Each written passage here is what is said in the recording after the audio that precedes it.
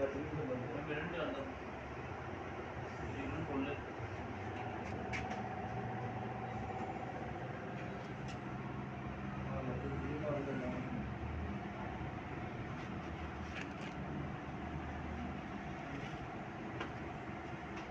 चली गया कौन लगा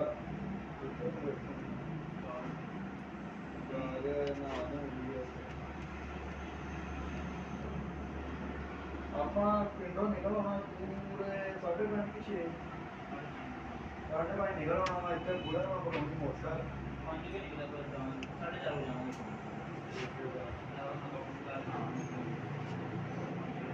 ਹਾਂ 5:30